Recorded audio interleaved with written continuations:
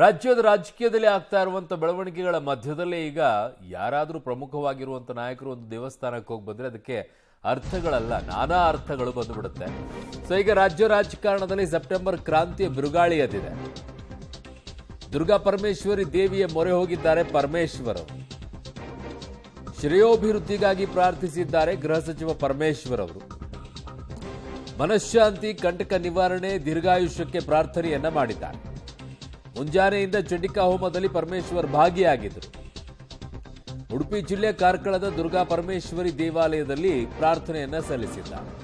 ಪತ್ನಿ ಸಮೇತರಾಗಿ ತೆರಳಿರೋದು. ಅವ್ರು ಹೇಳ್ತಾರೆ, ನಾನು ಹೊರಟಿದ್ದೆ, ಬರ್ತೀನಿ ಅಂತಂದ್ರು, ಇನ್ನು ಹೆಂಡ್ತಿನ ಬಿಟ್ಟು ಹೋಗಕ್ಕಾಗತ್ತಾ, ಬೇಡ ಅಂತ ಹೇಳಕ್ಕಾಗತ್ತಾ ಅಂತ ಹೇಳಿ. ಸೊ ಇಬ್ಬರು ದಂಪತಿ ಸಮೇತವಾಗಿ ಹೋಗಿ ಆಶೀರ್ವಾದವನ್ನ ಪಡ್ಕೊಂಡಿದ್ದಾರೆ.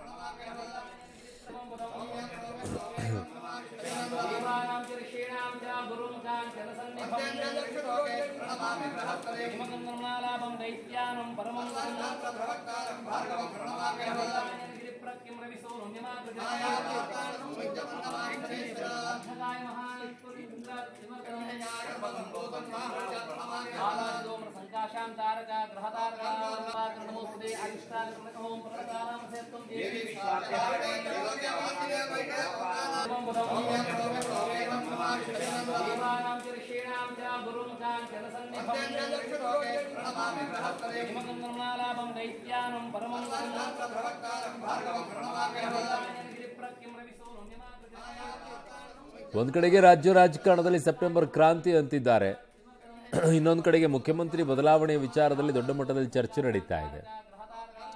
ಆ ಕಡೆಗೆ ದೆಹಲಿ ಪ್ರಯಾಣವನ್ನ ಬೆಳೆಸ್ತಾ ಇದ್ದಾರೆ. ಈ ಕಡೆಗೆ ಪರಮೇಶ್ವರ್ ಅವರು ದೇವಸ್ಥಾನಕ್ಕೆ ಹೋಗಿ ಪೂಜೆಯನ್ನ ಸಲ್ಲಿಸ್ತಾ ಇದ್ದಾರೆ. ಸೊ ಎಲ್ಲರೂ ಕೂಡ ಒಂದೊಂದು ನಂಬಿಕೆಯನ್ನ ಇಟ್ಕೊಂಡು ಕೂತಿದ್ದಾರೆ. ಮೊನ್ನೆ ಡಿ.ಕೆ. ಶಿವಕುಮಾರ್ ಅವರು ಕೂಡ ಚಾಮುಂಡಿ ದೇವಿ ಹತ್ರ ಪೂಜೆಯನ್ನ ಸಲ್ಲಿಸ್ಕೊಂಡು ಬಂದರು. ಈಡ್ಗಾಯಿ ಕೂಡ ಒಡೆದು ಬಂದರು. ನಾಳೆ ಆ ಶಾಂತಿ ಸಭೆಯನ್ನು ಏರ್ಪಾಟು ಮಾಡಿದ್ದೇವೆ. ಅದಕ್ಕಾಗಿ ನಾನು ಮಂಗಳೂರಿಗೆ ಬರಬೇಕಾಯ್ತು. ಬರುವಾಗ ನಮ್ಮ ಶ್ರೀಮತಿಯವರು ನಾನು ಬರ್ತೀನಿ ಅಂದರು.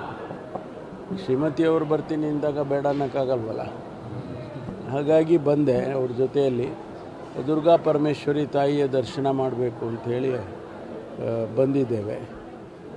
ಇಲ್ಲಿ ಪೂಜೆ, ಒಂದು ಶಾಸ್ತ್ರೋಕ್ತವಾಗಿ ಪೂಜೆಯನ್ನು ಕೂಡ ಮಾಡಿದ್ದೇವೆ. ಜನಕಲ್ಯಾಣಕ್ಕಾಗಿ, ಲೋಕ ಕಲ್ಯಾಣಕ್ಕಾಗಿ, ನಮ್ಮ ರಾಜ್ಯದ ಹಿತವನ್ನು ಕಾಪಾಡೋದಕ್ಕೆ ಪ್ರಾರ್ಥನೆ ಸಲ್ಲಿಸಿದ್ದೇನೆ. ಸ್ವಾಭಾವಿಕವಾಗಿ ಆ ಪ್ರಾರ್ಥನೆ ನಮಗೂ ಆಗುತ್ತೆ. ಹಾಗಾಗಿ ಇದರಲ್ಲಿ ವಿಶೇಷತೆ ಏನಿಲ್ಲ. ಯಾವ ವಿಶೇಷವಾಗಿ ಏನೋ ಅವರಿಗೆ. ನನ್ನ ಸಹೋದ್ಯೋಗಿ ಉಡುಪಿ ಪ್ರತಿನಿಧಿ ದೀಪಕ್ ಜೈನ್ ನನ್ನ ಸಂಪರ್ಕಕ್ಕೆ ಸಿಗ್ತಾ ಇದ್ದಾರೆ. ದೀಪಕ್, ಇವೆಲ್ಲವೂ ಲೋಕ ಕಲ್ಯಾಣಾರ್ಥವಾಗಿ ಜನಹಿತಕ್ಕೋಸ್ಕರ ಪೂಜೆಯನ್ನು ಸಲ್ಲಿಸಿದ್ದೀನಿ ಅನ್ನುವಂಥದ್ದು ರಾಜಕಾರಣಿಗಳು ಅದನ್ನ ಒಂಥರ ಸಾಂಪ್ರದಾಯಿಕವಾಗಿ ಮಾಡ್ಕೊಂಡು ಇಟ್ಕೊಂಡ್ಬಿಟ್ಟಿದ್ದಾರೆ. ಎಲ್ಲರಿಗೂ ಗೊತ್ತು ಅವ್ರು ಯಾಕೆ ಹೋಗ್ತಾರೆ, ಏನು ಪೂಜೆ ಮಾಡಿಸ್ತಾರೆ, ಏನು ಉದ್ದೇಶ ಇರುತ್ತೆ ಅಂತೇಳಿ. ಸೊ ಹಿಂದೆ ಆದರೂ ಕೂಡ ಈ ವಿಚಾರದಲ್ಲಿ ಚರ್ಚೆಗಳಾಗಿದಾವ. ಏನಂತಾರೆ ಎಲ್ಲಿರುವಂಥ ಅರ್ಚಕರು, ಯಾತಕ್ಕೋಸ್ಕರ ಪೂಜೆ ಮಾಡಿಸಿದ್ದಂತೆ? ಅರುಣ್, ಒಂದು ಚಂಡಿಕಾ ಹೋಮ ನಡೆಯುವಂಥದ್ದು ಆ ಸ್ಕ್ರಿಪ್ಟ್ ಅಲ್ಲಿ ಇರುವಂಥದ್ದು, ಅಂದ್ರೆ ಆ ಒಂದು ಪ್ರಾರ್ಥನೆ ಪೂಜೆಯ ಸಂದರ್ಭದಲ್ಲಿ, ಸಂಕಲ್ಪದ ಸಂದರ್ಭದಲ್ಲಿ ಇರುವಂಥದ್ದು ಲೋಕ ಕಲ್ಯಾಣಾರ್ಥವಾಗಿ ಅನ್ನುವಂಥದ್ದು. ಲೋಕ ಕಲ್ಯಾಣಾರ್ಥ ಅನ್ನುವಂಥ ಸಂದರ್ಭದಲ್ಲಿ ಒಂದು ದೇವಸ್ಥಾನದಲ್ಲಿ ಮಾಡುವಾಗ ಯಾರೆಲ್ಲ ಭಕ್ತರು ಬರ್ತಾರೆ ಅವರಿಗೆಲ್ಲರಿಗೂ ಕೂಡ ಒಳ್ಳೇದಾಗ್ಲಿ, ಊರಿಗೆ ಒಳ್ಳೇದಾಗ್ಲಿ, ದೇಶಕ್ಕೆ ರಾಜ್ಯಕ್ಕೆ ಒಳ್ಳೇದಾಗ್ಲಿ ಅನ್ನುವಂಥದ್ದು. ಆದರೆ ಮಾಡಿಸುವಂತಹ ವ್ಯಕ್ತಿ ಮತ್ತು ಸಂದರ್ಭ ಯಾವುದು ಅನ್ನುವಂಥದ್ದು ಈಗ ಚರ್ಚೆಗೆ ಬರುವಂಥದ್ದು. ಸೆಪ್ಟೆಂಬರ್ ಕ್ರಾಂತಿ ಅನ್ನುವಂಥ ಚರ್ಚೆ ಬಹಳಷ್ಟು ಆಗ್ತಾ ಇರುವಂತಹ ಸಂದರ್ಭದಲ್ಲೇ ಜಿ ಪರಮೇಶ್ವರ್ ಅವರ ಉಡುಪಿಯ ಭೇಟಿ, ನಾಳೆ ಶಾಂತಿ ಸಭೆ ದಕ್ಷಿಣ ಕನ್ನಡ ಜಿಲ್ಲೆಯಲ್ಲಿ ಇರುವಂತದ್ದು. ಆದರೆ ಇವತ್ತು ಉಡುಪಿಗೆ ಖಾಸಗಿಯಾಗಿ ಬಂದಿದ್ದಾರೆ. ಪತ್ನಿ ಕನ್ನಿಕಾ ಪರಮೇಶ್ವರಿ ಅವರು ಕೂಡ ಬಂದು ಈ ಒಂದು ಚಂಡಿಕಾ ಹೋಮದಲ್ಲಿ ಭಾಗಿಯಾಗಿರುವಂತದ್ದು. ನಾನು ಶ್ರೇಯೋಭಿವೃದ್ಧಿಗೂ ಕೂಡ ಪ್ರಾರ್ಥನೆ ಮಾಡಿದ್ದೇನೆ ಅನ್ನುವಂಥ ಮಾತುಗಳನ್ನು ಸ್ವತಃ ಜಿ ಪರಮೇಶ್ವರ್ ಅವರು ಹೇಳಿದರು. ಯಾಕೆ ನಾನು ಶ್ರೇಯೋಭಿವೃದ್ಧಿ ಆಗಬಾರ್ದಾ ಅನ್ನುವಂಥ ಮಾಧ್ಯಮಗಳ ಪ್ರಶ್ನೆಗೆ ಅವರು ಮರು ಪ್ರಶ್ನೆಯನ್ನು ಹಾಕಿರುವಂಥದ್ದು.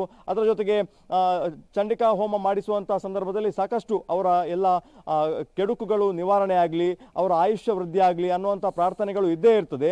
ಈ ಸಂದರ್ಭದಲ್ಲಿ ಸಂದರ್ಭದಲ್ಲಿ ಕಂಟಕಗಳು ದೂರ ಆಗಲಿ ಅನ್ನುವಂಥದ್ದು ಕೂಡ ಇಲ್ಲಿ ಚರ್ಚೆಯಲ್ಲಿದೆ. ಹಾಗಾಗಿ ಜಿ ಪರಮೇಶ್ವರ್ ಅವರಿಗೆ ಏನಾದರೂ ಕಂಟಕ ಇದೆಯಾ ಅನ್ನುವಂಥ ಬಗ್ಗೆ ಕೂಡ ಚರ್ಚೆಗಳು.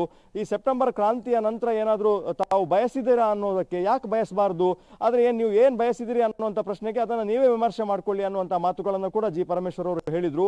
ಯಾವುದೇ ಶತ್ರುಗಳ ಸಂಹಾರಕ್ಕಾಗಿ ಪ್ರಾರ್ಥನೆ ಪೂಜೆಯನ್ನು ಮಾಡ್ತಿಲ್ಲ, ಯಾರು ಶತ್ರುಗಳು ಇಲ್ಲ ಅನ್ನುವಂಥ ಮಾತುಗಳನ್ನು ಆಡಿದ್ದಾರೆ. ಅದರ ಜೊತೆಗೆ ನಾಯಕತ್ವ ಬದಲಾವಣೆಯ ವಿಚಾರಕ್ಕೆ ಸಂಬಂಧಪಟ್ಟ ಹಾಗೆ ಅವರು ಸಿದ್ದರಾಮಯ್ಯ ಅವರ ಬಗ್ಗೆ ಸ್ವಲ್ಪ ಸಾಫ್ಟ್ ಕಾರ್ನರ್ ಆಗಿ ಮಾತನಾಡಿದ್ದಾರೆ ಅನ್ನುವಂತಹ ಕೆಲವು ಮಾತಿನ ಅಂಶಗಳು ಈ ವಿಚಾರದಲ್ಲಿ ಬಂದಿರುವಂಥದ್ದು. 2013ರಲ್ಲಿ ಒಮ್ಮೆ ಬಂದು ದೇವಸ್ಥಾನಕ್ಕೆ ಬಂದಿದ್ರು, ಹಾಗಾಗಿ ಮತ್ತೆ ಇಲ್ಲಿ ಬರಬೇಕು ಅನ್ನುವಂಥ ಒಂದು ಸಂಕಲ್ಪವನ್ನು ಮಾಡಿದ್ದಾರೆ. ಆ ಹಿನ್ನೆಲೆಯಲ್ಲಿ ಇಲ್ಲಿ ಭೇಟಿ ಕೊಟ್ಟಿದ್ದಾರೆ ಅನ್ನುವಂಥದ್ದು. ಹಾಗಾಗಿ ಬೆಳಗ್ಗಿನ ಜಾವ ಅಂದ್ರೆ ಆರಂಭದಿಂದ ಪ್ರಾರ್ಥನೆಯಿಂದ ಪೂರ್ಣಾಹುತಿಯವರೆಗೆ ಮತ್ತು ಕ್ಷೇತ್ರದಲ್ಲೇ ಪ್ರಸಾದವನ್ನು ಸ್ವೀಕಾರ ಮಾಡಿ ಹೋಗಿರುವಂಥದ್ದು. ಮತ್ತು ಈ ಸಂದರ್ಭದಲ್ಲಿ ಮುಖ್ಯಮಂತ್ರಿ ಸಿದ್ದರಾಮಯ್ಯ ಅವರ ಜೊತೆ ಸುಮಾರು 5ರಿಂದ 10 ನಿಮಿಷಗಳ ಕಾಲ ಬಹಳ ಗೌಪ್ಯವಾಗಿ ದೇವಸ್ಥಾನದ ಕಚೇರಿಯಲ್ಲಿ ಮಾತುಕತೆಯನ್ನ ಕೂಡ ಮಾಡಿದ್ದಾರೆ. ಅವರ ಆರೋಗ್ಯವನ್ನು ವಿಚಾರಿಸಿದ್ದೇನೆ ಮತ್ತು ದೆಹಲಿ ಭೇಟಿಯ ಬಗ್ಗೆ ಕೂಡ ನಾನು ಮಾತನಾಡಿದ್ದೇನೆ ಅನ್ನುವಂತಹ ಮಾತುಗಳನ್ನ ತಿಳಿಸಿರುವಂತದ್ದು. ಹಾಗಾಗಿ ಈ ಸೆಪ್ಟೆಂಬರ್ ಕ್ರಾಂತಿಯ ಸಂದರ್ಭದಲ್ಲಿ ಈ ದೇಗುಲ ಭೇಟಿ ಮತ್ತು ಚಂಡಿಕಾ ಹೋಮ ಒಂದು ಚರ್ಚೆಗೆ ಕಾರಣ ಆಗಿರುವಂತದ್ದು. ಅರುಣ್. ಓಕೆ ದೀಪಕ್ ಜೈನ್, ನಿಮ್ಮೆಲ್ಲ ಮಾಹಿತಿಗೆ ಧನ್ಯವಾದಗಳು.